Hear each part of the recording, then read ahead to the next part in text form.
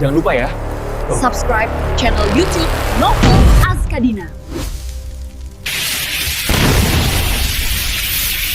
Bab 5616. Warren tampak terkejut, tidak mengerti apa yang terjadi. Namun pada saat ini, di lembah, terdengar beberapa suara burung bangau yang memilukan dan tiba-tiba bergema.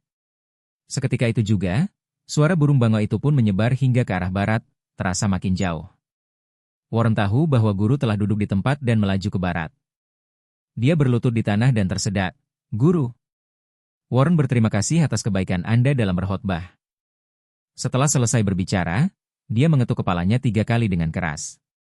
Saat itu, suara Victoria terdengar dari belakang. "Kakak, kenapa kau memuja bajingan tua itu?" Warren segera menoleh, dan berteriak dengan air mata di matanya. "Victoria, omong kosong apa yang kau bicarakan? Cepat, tutup mulutmu." "Menampar mulutmu," kata Victoria dengan nada menghina, "bajingan tua itu telah berlatih selama ribuan tahun. Dan pasti memiliki banyak latihan, pil, dan alat sihir di tangannya. Sebelum meninggal, dia cuma ngasih kamu dan aku 1 pil. Terlalu banyak." Warren memarahi dengan marah, "Omong kosong. Guru menyelamatkan kita, membawa kita ke Taoisme, dan membantu kami melawan dinasti Qing. Kebaikan macam ini seperti orang tua. Bagaimana bisa kau mengucapkan kata-kata yang begitu memberontak? Aku salah, kan?" Victoria meraung marah. "Dia hampir mati, dan dia sangat pelit padamu dan aku. Apa yang dia lakukan dengan latihan dan harta karun itu? Apakah dia benar-benar akan menyembunyikannya di suatu tempat dan menunggu seseorang yang ditakdirkan? Kalau kau bilang takdir, bukankah kau dan aku sudah cukup bernasib sama dia?" Warren menggertakkan giginya dan berkata, "Victoria, apa yang kamu katakan hari ini membuatku tercengang. Aku benar-benar tidak menyangka kau ternyata bajingan yang suka memberontak." Victoria juga penuh amarah, jadi dia berkata dengan dingin, "Kakak, kamu tidak perlu melihat benda tua itu. Sekarang dia sudah mati, maka kamu dan aku harus meminum pil hijau abadi ini. Lalu, kita harus segera memperbaiki budidaya kita, dan menyingkirkannya sesegera mungkin. Temukan hal-hal baik yang tersembunyi di gua tua ini." Warren sangat kecewa. "Victoria, mulai hari ini, aku bukan lagi kakak laki-lakimu. Dan kau bukan lagi adik perempuanku. Mulai hari ini, aku tidak mengenalimu lagi. Kamu sendirian, dan aku tidak ada hubungannya denganmu." Victoria langsung menjadi cemas, dan berkata, "Kakak senior, kenapa kau begitu bodoh? Orang tua itu sudah hidup sendirian selama 1000 tahun. Kenapa dia cuma ngasih kita 5 ramuan berusia seabad? Jelas dia punya keraguan terhadap kita, dan itu keraguan yang besar." Warren melambaikan tangannya, "Victoria, aku akan bermain dengan saudaramu. Di sini, aku akan berbakti kepada Tuan selama 3 tahun, dan kau boleh pergi sendiri." Victoria menghentakkan kakinya dengan marah, lalu berseru, "Senior, bagaimana bisa kau membiarkanku pergi sendirian di jam segini? Apakah kamu masih belum mengerti kasih sayang yang telah kutunjukkan kepadamu selama ini? Tahukah kamu? Karena kamu pikir aku menyalahkan guru. Oke, kalau begitu aku tarik kembali apa yang baru saja kukatakan. Karena guru memberi kami 2 pil yang bisa bertahan selama 500 tahun. Mengapa kita tidak minum pil itu bersama-sama, lalu menikah dan menjalani kehidupan yang baik selama 500 tahun? Warren berkata dengan wajah dingin, "Victoria, sejak Ibu Maria meninggal, aku bersumpah tidak akan melanjutkan dengan wanita lain dalam hidup ini. Dalam kehidupan ini, selain melawan dinasti Qing dan memulihkan dinasti Ming, saya hanya punya satu keinginan, yaitu merawat Maria dengan baik.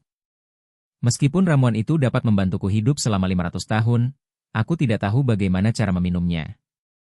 Saya tidak bisa hidup melihat Maria menjadi tua dan mati. Jika Anda ingin hidup selama 500 tahun, Anda bisa menjalaninya sendiri." Victoria menggertakkan giginya dan bertanya, "Senior, aku sudah membicarakan ini, dan kamu masih tidak mau menikah denganku?" Warren mengangguk, "Aku bilang, dalam hidup ini, aku tidak akan melanjutkannya." Victoria bertanya padanya, "Lalu pilmu?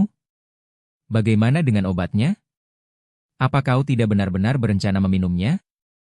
Warren mengangguk lagi, "Pil abadi ini akan membuat seorang ayah menyaksikan putrinya tumbuh tua dan putri-putrinya tumbuh tua. Ramuan semacam ini tidak ada bedanya dengan racun bagiku, jadi aku tidak akan memakannya. Oke, kata Victoria dingin, karena senior tidak suka ramuan ini dan tidak mau meminumnya. Aku yang akan meminumnya.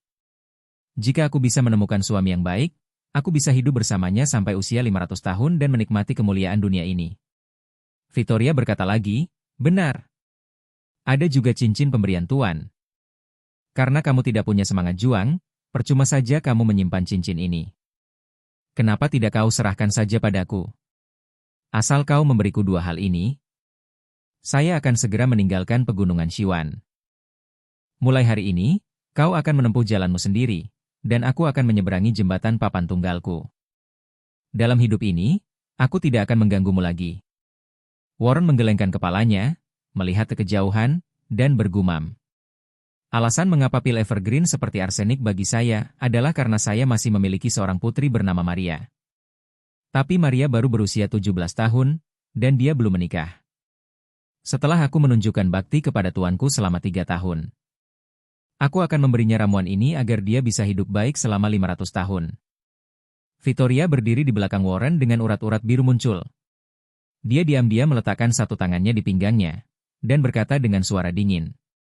Kakak senior, kau benar-benar menghancurkan hatiku. Aku telah menjalani hidup yang luar biasa. Banyak sekali talenta muda yang ingin menikah denganku, tapi hanya kamu yang tidak mau menikah denganku dari awal sampai akhir. Di mataku, hari ini kau telah menghancurkan hatiku sedemikian rupa.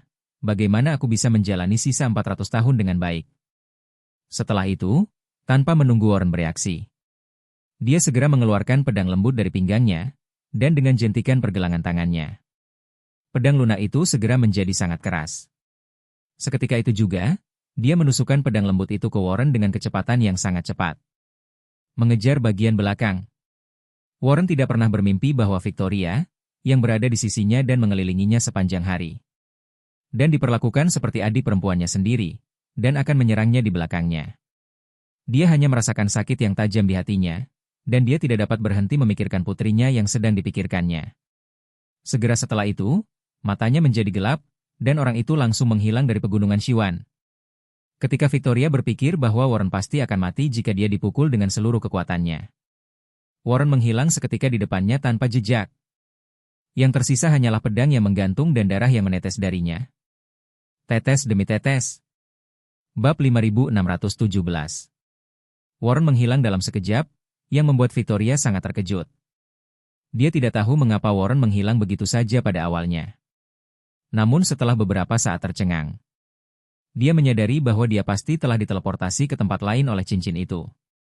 Hal ini membuatnya meraung marah dan menggertakkan giginya. Pak Tua, kamu terlalu bias.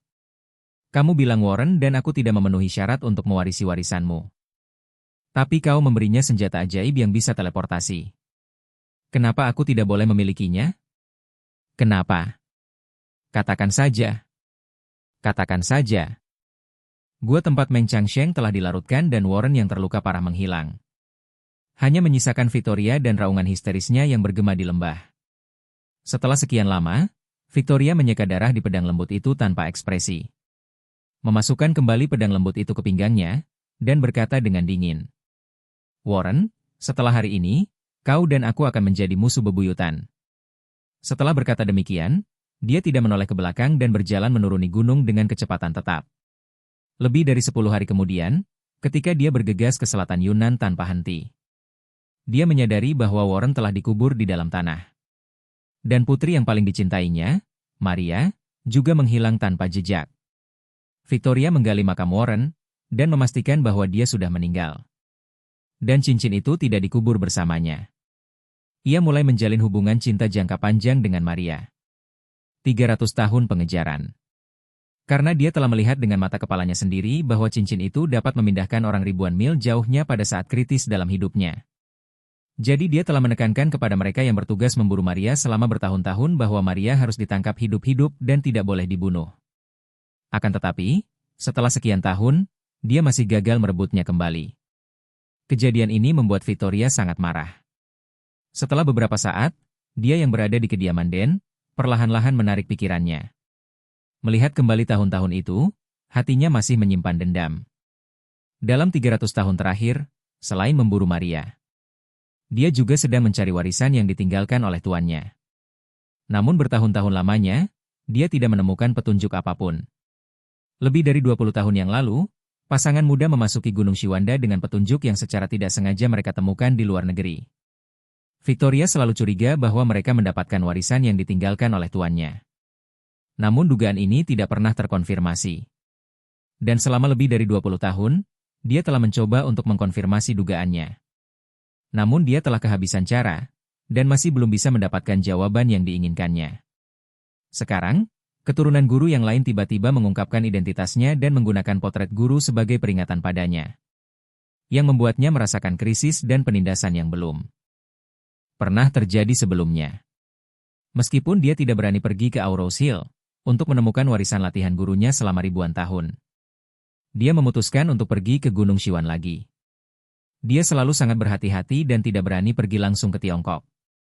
Jadi dia bersiap untuk kembali ke Cina melalui Myanmar. Myanmar memiliki ribuan kilometer perbatasan yang berbatasan dengan Yunnan Selatan. Alasan mengapa dia ingin pergi ke Myanmar adalah karena setelah memikirkannya dia menyadari bahwa dia bisa menyeberangi perbatasan sendirian dan menyelinap ke Yunnan Selatan. Jika dia ingin pergi ke pegunungan Siwan, dia perlu terbang ke Vietnam, yang sebenarnya lebih dekat daripada Myanmar. Namun, dia berencana untuk pergi ke Yunnan Selatan terlebih dahulu.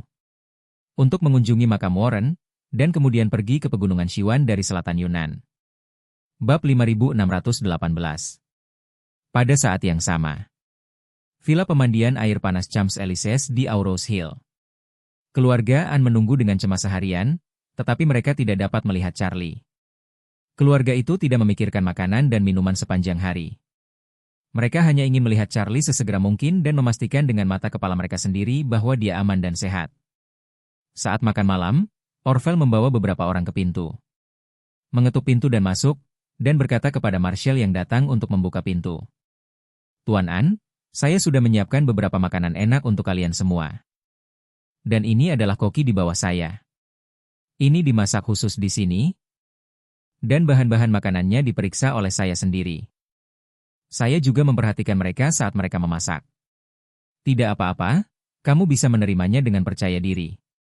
Marshall tidak menyangka bahwa Orville, seorang pria paruh baya, bisa melakukan sesuatu dengan cara yang kasar dan detail. Ketika dia terkejut, dia tidak bisa menahan diri untuk berterima kasih padanya dan berkata, "Ini benar-benar merepotkan bagi Tuan Hong." Orville buru-buru berkata, "Lihat apa yang Anda katakan, Tuan Anne, kalian semua adalah kerabat Tuan Wade. Dan aku adalah bawahan Tuan Wade, dan sudah sepantasnya aku melayani kalian semua." Wanita tua itu datang pada saat ini dan berkata dengan tenang, "Pak Hong, kami semua makan makanan yang Anda siapkan siang tadi. Sejujurnya, kami tidak banyak bergerak. Kami benar-benar tidak punya banyak nafsu makan saat ini. Saya tidak tahu apa yang terjadi pada Charlie saya. Tidak ada kabar, dan aku tidak melihat siapapun datang. Aku tidak bisa membiarkan perasaan ini berlalu." Ya, orang tua Nicholas tidak bisa menahan desahannya. "Tuan Hong, bisakah Anda menghubungi Charlie untuk kami? Tuan Wade secara khusus meminta saya untuk mengaturnya. Saya tidak hanya menyiapkan semua hidangan spesial untuk Anda, tetapi juga secara khusus meminta saya untuk menyiapkan anggur terbaik. Soal niat Tuan Wade, aku tak perlu mengungkapkannya. Kau bisa menebaknya." Orang tua itu tiba-tiba bertanya dengan heran. "Tuan Hong, maksudmu, Charlie akan datang untuk makan malam-malam ini?" Wanita tua di sampingnya juga berkata dengan gembira, "Tuan Hong, Charlie benar-benar ingin makan malam bersama kita?" Orville berkata sambil tersenyum, "Para tetua yang terhormat, Tuan Wade hanya memerintahkan saya untuk menyiapkan jamuan makan terbaik dan anggur terbaik. Dan tidak memberitahuku apapun lagi, tapi menurutku itu harus seperti dugaanmu." "Hebat." Mata wanita tua itu memerah karena kegembiraan. Dan sambil menyeka air matanya, dia berkata dengan tidak jelas, "Charlie datang, Marsekal, bersiaplah."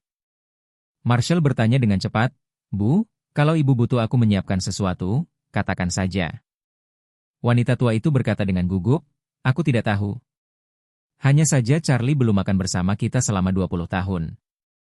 Jadi kami harus menyiapkan beberapa hal yang dia suka makan saat dia masih kecil. Aku masih ingat dia suka kotak terong gorengku. kamu pergi dan persiapkan bahan-bahannya, lebih cepat lebih baik. Marshall dengan sabar menjelaskan, Bu, kami dibawa ke sini dengan tergesa-gesa oleh Tuan Hong tadi malam.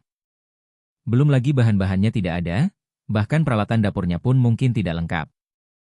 Lagi pula, Tuan Hong mengatakan bahwa Charlie memerintahkan kita untuk tidak pergi dari sini. Wanita itu berkata cepat, kalau begitu, panggil saja seseorang untuk membawakannya.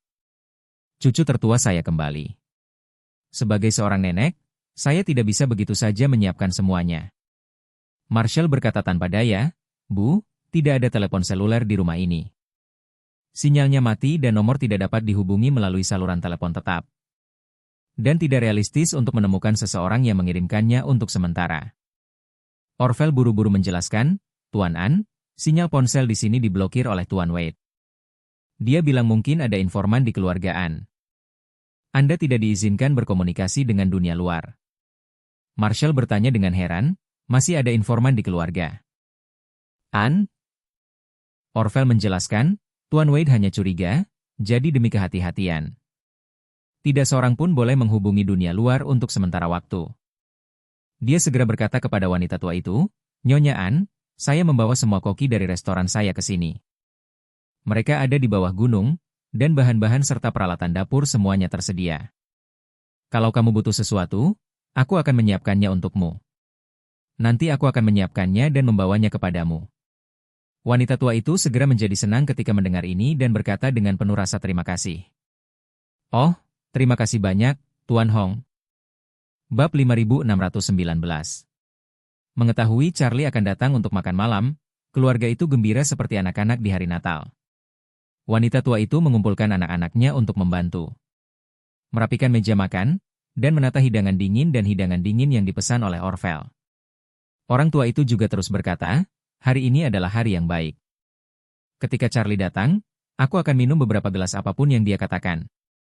TC di samping dengan cepat berkata, Ayah, kamu baru saja pulih sedikit, jadi sebaiknya kamu berhenti minum. Sungguh lucu, kata lelaki tua itu tanpa ragu. Bukankah pemulihan tubuh hanya untuk hari ini? Bagaimana hari sepenting ini bisa dilewati tanpa minum? Wanita tua itu tersenyum dan berkata, TC, ayahmu ingin minum, jadi biarkan dia minum. Setelah 20 tahun penantian, cucu saya akhirnya kembali. Jangankan dia, aku pun ingin minum 2 gelas.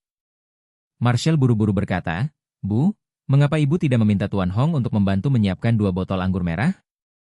Mari kita minum sedikit nanti. Wanita tua itu berkata sambil tersenyum, Oke. Kalau begitu kita akan minum anggur merah. Dan kalian berdua akan minum anggur putih bersama ayahmu dan Charlie. Oke, kata Marshall sambil mengangguk setuju. Wanita tua itu berkata lagi pada Duncan, Duncan, kamu mau minum? Penyelamatku, hari ini dia akhirnya akan kembali dengan identitas aslinya untuk bersatu kembali dengan keluarganya. Di hari yang bahagia ini, aku harus minum lebih banyak. Wanita tua itu berulang kali setuju, tetapi dia tidak dapat berhenti tersenyum lebar. Ketika dia mengira cucunya akan segera lahir. Beberapa orang baru saja membantu wanita tua itu mengatur piring-piring dingin ketika mereka mendengar Orvel di pintu tiba-tiba berteriak. Tuan Wade ada di sini. Ketika keluarga An mendengar ini, mereka menjadi lebih bersemangat. Dan lelaki tua itu pun berkata, ayo kita pergi menemuinya bersama-sama. Anggota keluarga An lainnya dan Duncan mengikuti Nicholas dan berjalan keluar dengan cepat tanpa ragu-ragu atau jeda. Saat itu, Charlie sudah sampai di pintu masuk villa dengan mobil BMW seri 5 yang sudah tidak dipakai lagi oleh ayah mertuanya dan diserahkan kepadanya.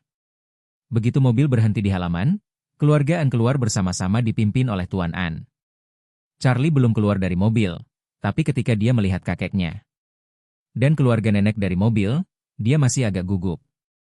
Dan keluarga An juga berhenti di posisi sekitar 2 meter di depan mobil Charlie.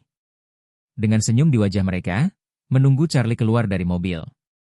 Charlie menarik napas dalam-dalam, menenangkan diri, lalu membuka pintu dan keluar dari mobil. Begitu dia keluar dari mobil, wanita tua An tidak bisa menahan emosinya.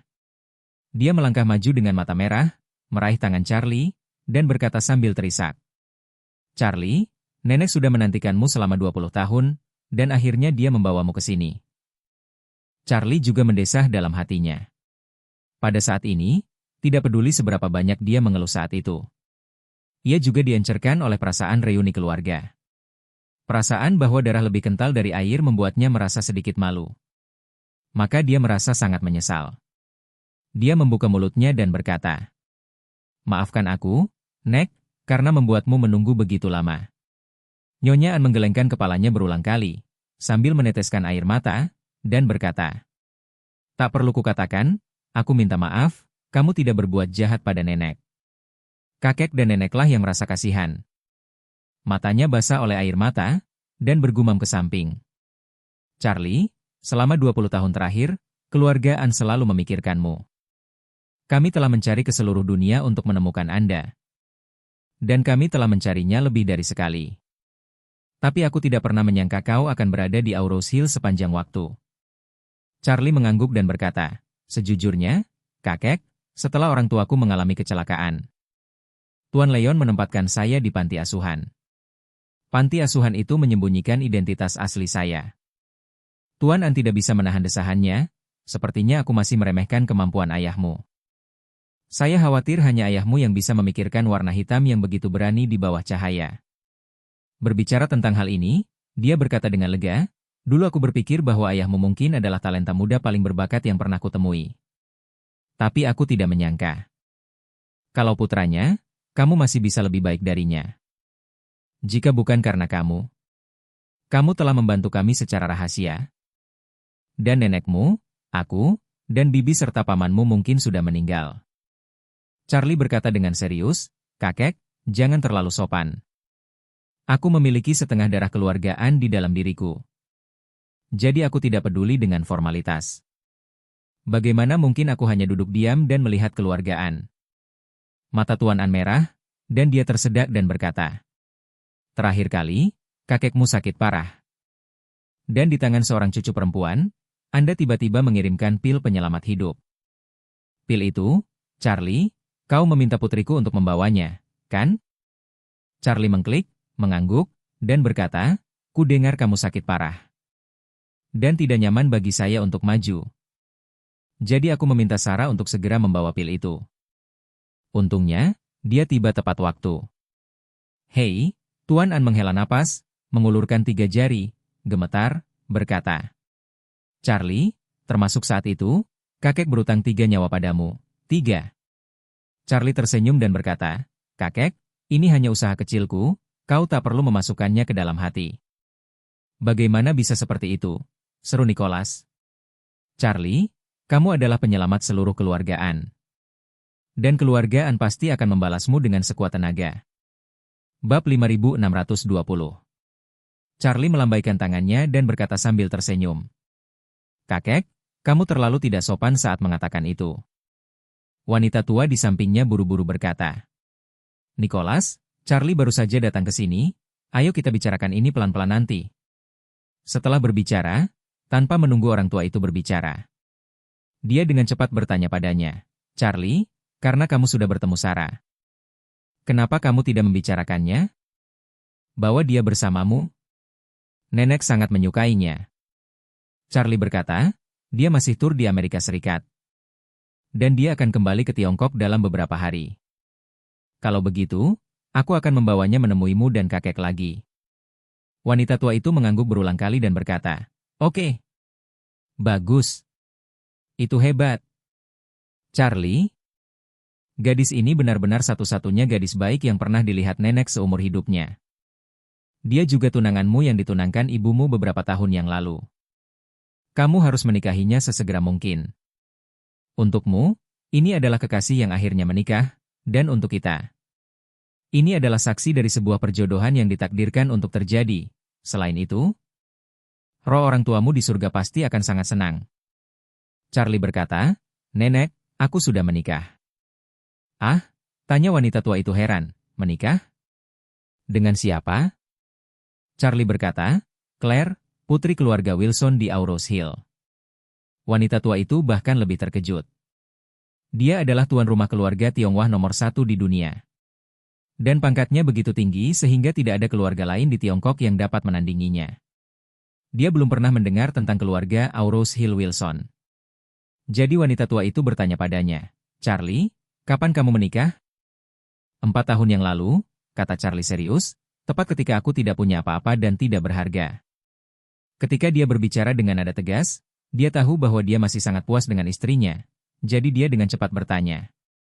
Charlie, di mana cucu menantu kita? Mengapa kamu tidak membawanya ke nenek untuk melihatnya? Charlie berkata, beberapa hari yang lalu mengetahui bahwa kalian semua akan datang ke Auros Hill. Saya punya firasat bahwa mungkin ada bahaya, jadi saya mengirimnya ke Amerika Serikat. Wanita tua itu mengangguk dan berkata sambil tersenyum, tidak masalah, tidak akan terlambat saat dia kembali. Charlie menggelengkan kepalanya dan berkata, nenek, bahkan jika dia kembali, aku mungkin tidak akan membawanya menemuimu dan kakek. Wanita tua itu bertanya dengan bingung, kenapa, Charlie? Apa kau masih mengeluh tentang kakekmu? Charlie menggelengkan kepalanya sedikit, dan berkata, nenek, istriku, masih belum tahu identitas asliku.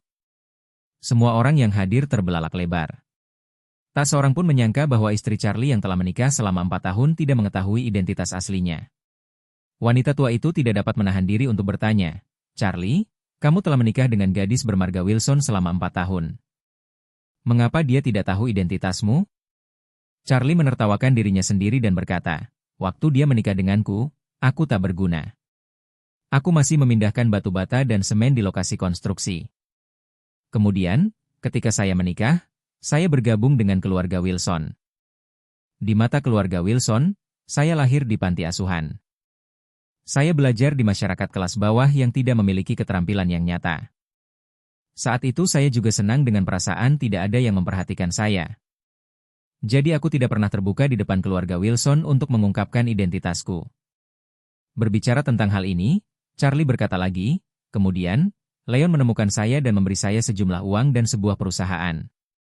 Dan saya sendiri memiliki beberapa pertemuan khusus, dan saya sampai pada hari ini. Tapi selama periode waktu ini, aku tidak memikirkan bagaimana cara memberitahu Claire tentangku. Jadi, untungnya, aku merahasiakannya dan tidak memberitahunya. Nenek berpikir sejenak, mengangguk mengerti, dan mendesah. Teman yang dibutuhkan adalah teman.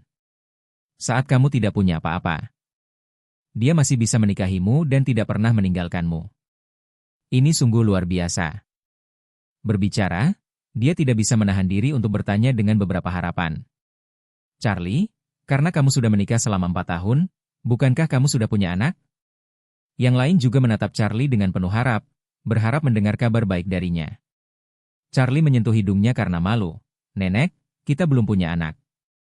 Semua orang sedikit terkejut, dan di saat yang sama juga sedikit kecewa. Orang tua Nicholas dengan cepat mengganti topik dan berkata kepada Charlie. Ngomong-ngomong, Charlie, kakek akan mengenalkanmu pada ketiga paman dan bibimu. Mereka sudah lama tidak bertemu denganmu. Mereka sudah banyak berubah. Aku khawatir kamu tidak akan mengenali mereka. Nicholas memulai dengan Marshall, dan memperkenalkan, Charlie, ini paman tertuamu. Seharusnya kalian sudah bertemu beberapa waktu lalu. Charlie mengangguk, dan berkata dengan tenang, paman datang ke Auros Hill untuk berpartisipasi dalam pelelangan pil. Dan saya menyaksikan pemantauan waktu nyata dari belakang. Marshall mencibir 2 kali, dan berkata, aku hanya menebak kalau kau mengusirku, dan kau benar-benar tidak bersalah. Charlie tersenyum dan berkata dengan serius, paman, negara memiliki hukum negara, dan keluarga memiliki aturan keluarga. Aturan pertama lelang pil permajaan adalah tidak seorang pun boleh mengambil pil tersebut. Paman saya benar-benar tidak sabaran hari itu. Apa yang terjadi hari itu sudah sesuai dengan peraturan. Tolong jangan salahkan pamannya. Marshall berkata cepat, saya tidak punya niat untuk memberatkan guru itu. Memang benar saya melanggar peraturan lelang saat itu, dan saya pantas dikeluarkan. Saat dia mengatakan itu, Marshall bertanya dengan rasa ingin tahu, Charlie, tentang pelelangan itu. Saya hanya punya satu pertanyaan yang membuat saya semakin penasaran. Aku ingin tahu apakah kamu bisa membicarakannya denganku? Charlie mengangguk, ada apa, paman?